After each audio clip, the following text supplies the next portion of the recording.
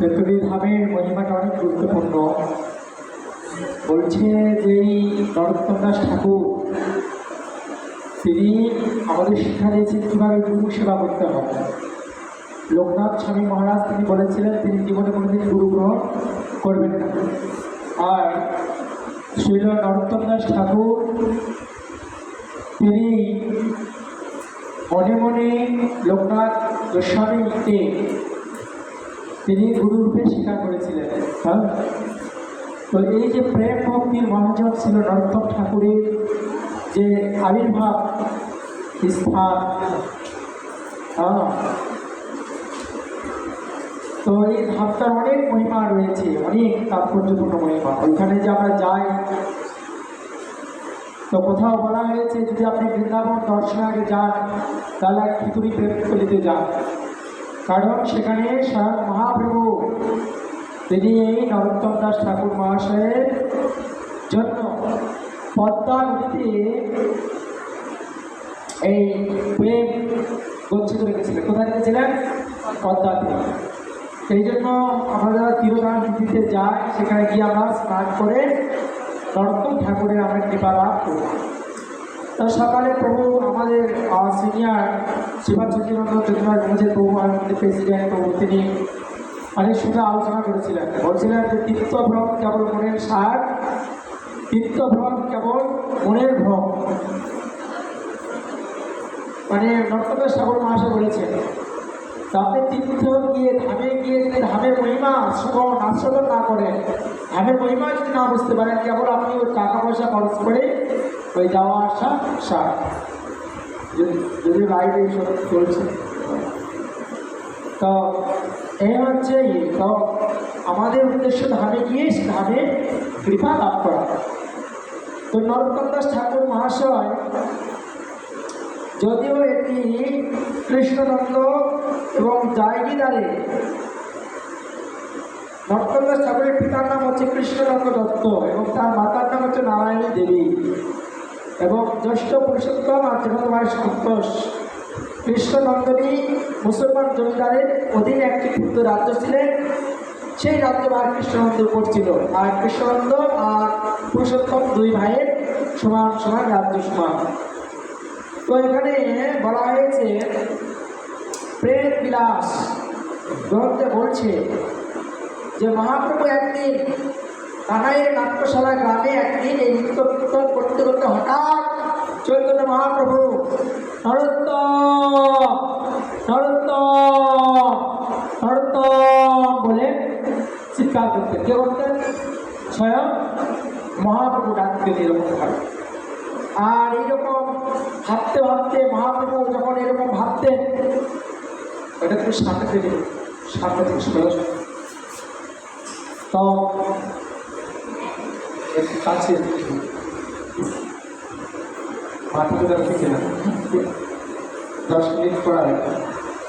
তো এখানে বলা আছে এইভাবে নরোত্তম ঠাকুর করে চিন্তা করতেন গৌরাঙ্গ মহাপ্রভু। আর বাবা বেশি তার মন একদিন অস্থির হয়ে গেল এবং মহাপ্রভু এই যে নরোত্তম এটা বলতে বলতে বাবা বেশি অস্থির হয়ে গেলেন এবং পদ্মার তীরে গড়ের হাটে আসতে ইচ্ছা প্রকাশ করলেন। পদ্মা নদীর যে তীর, সেখানে একটা হাট, সেই হাটের নাম হচ্ছে গড়ের হাট। তাই মহাপ্রভু বললেন প্রভু পায়ে শ্রীপাদ বুঝিও কর ভাবনা, আপনার গুণ তুমি না জানো আপনা। মানে মহাপ্রভুর যে ভক্তি, মহাপ্রভু নিজেই সেটা বুঝতে পারছে না। নীলাচল হই যাইতে যত কাঁদিয়াছ তুমি, সেই প্রেমা দিনে দিনে বাঁধিয়াছি আমি। সে প্রেম রাখিব আমি পদ্মাবতীর তীরে। মহাপ্রভু বলছে সেই প্রেমটা কোথায় রাখবো? পদ্মা নদীর তীরে। হ্যাঁ, কোথায় রাখবে প্রেম? পদ্মা নদীর তীরে। বলছে নীলাচলে যে প্রেম, মানে কি? নীলাচল মানে জগন্নাথপুরীতে যে প্রেম, সেই প্রেম কোথায় রাখবে? পদ্মা নদীতে। নরোত্তম নামে পাত্র দিব আমি তারে, প্রেম জন্ম হবে তার আমাবিদ্যমানে। যে নরোত্তম নামে একজন দেব। প্রেম জন্ম হবে তাহা আমার বিপদ মানে এখানে রাখিয়া যাব পদ্মাবতী স্থান, এখানে যেখানে পদ্মা নদী আছে সেই পদ্মা নদীতে আমি এই প্রেমটা রেখে যাব। তারপরে কুতুবপুরে মহাপ্রভু আসলেন পদ্মা নদীর তীরে, সেখানে এসে স্নান করি তলে প্রভু কীর্তন আনন্দ হংকার প্রেম ভরে হইল মহাকম্প। মহাপ্রভু আসলেন, সেই পদ্মায় স্নান করলেন, স্নান করে তিনি হুঙ্কার দিলেন, আর সেই হুঙ্কারে সমস্ত কিছু কম্পমান হল। প্রভু কয়ে পদ্মাবতী ধর প্রেম লহ। মহাপ্রভু বলছে পদ্মাবতী তুমি প্রেম গ্রহণ করো। মহাপ্রভু বলছে পদ্মাবতীকে, পদ্মাবতী মানে তাকে বলছে যে পদ্মা নদী, সে পদ্মাবতীকে বলছে যে তুমি এই প্রেম লও।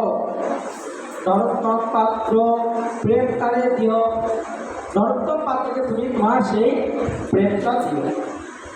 নিত্যানন্দ সহ প্রেম রাখিল তোমার স্থানে, যত্ন করে তুমি আর রাখিয়া গোপনে।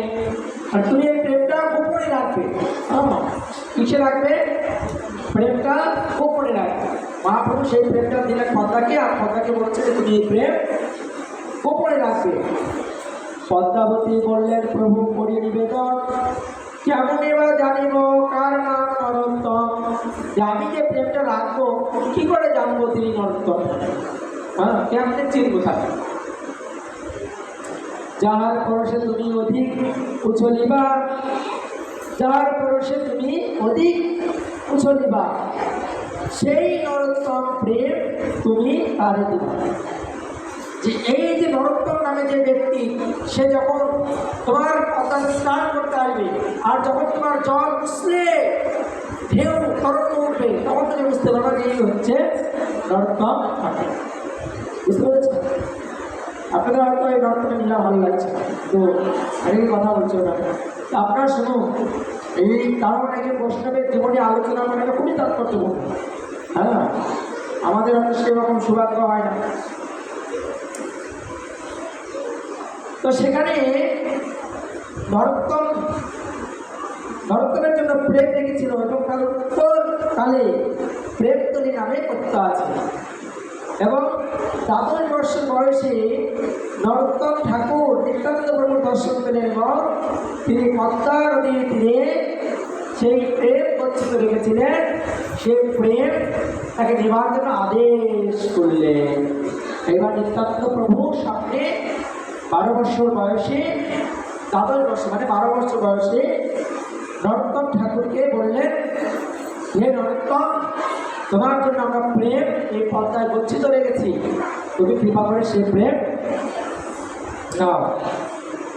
প্রাতকালে একাকী পদ্মাবতী তীরে গেলেন। এবার প্রভাত সময়ে ছিল নরোত্তম ঠাকুর, তিনি একা সেই পদ্মা নদীর তীরে গেলেন। স্নান করিবারে আসি জলে উত্তরিল, চরণ পরশে পদ্মাবতী উত্থালিল। এবার নরোত্তম ঠাকুর গিয়ে যেই পদ্মাতে পা রেখেছে, পদ্মাতে পা রেখেছে, সেই সময়ই পদ্মা এই শুদ্ধ বৈষ্ণবের কৃপা পেয়ে, নরোত্তম ঠাকুরের কৃপা পেয়ে উঠল। তখন চৈতন্য মহাপ্রভু বাক্য স্মরণ করে পদ্মা নরোত্তমকে প্রেম সমর্পণ করলেন, এবং প্রেম পেয়ে নরোত্তমের বর্ণ পরিবর্তন হলো। অতঃপর কেমন করে সংসার ত্যাগ করে বৃন্দাবনে যাবেন, দিন রাত ভাবতে লাগলেন। নরোত্তম ঠাকুর কি! ওইখানে যে মাতাজিগুলো বসে আছেন, আপনারা কৃপা করে এখানে আসুন, সামনে আসুন, এখানে আসুন, এখানে সামনে সামনে আপনারা এদিকে আসুন। ওইটা বসার জায়গা নয় বাবা, আসুন প্লিজ, ওই দুটো এখানে আসুন।